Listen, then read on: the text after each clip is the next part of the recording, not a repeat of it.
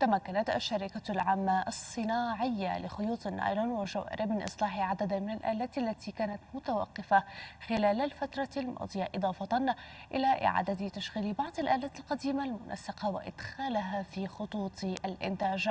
ووفقا لبيانات الشركة فقد بلغت كمية الإنتاج الجاهزة في قسم الخيوط لغاية نهاية شهر تشرين الثاني الماضي 81 طنا بنسبة تنفيذ 94%. كما بلغت نسبة تنفيذ الإنتاج الجاهز في قسم الجوارب 53%. إلى ذلك بلغ حجم المبيعات في قسم الخيوط 97 طنا بنسبة تحسن وزيادة 346%. أما قيمة المبيعات الإجمالية للشركة بلغت 755 مليون و573 ألف ليرة لغاية تشرين الثاني الماضي.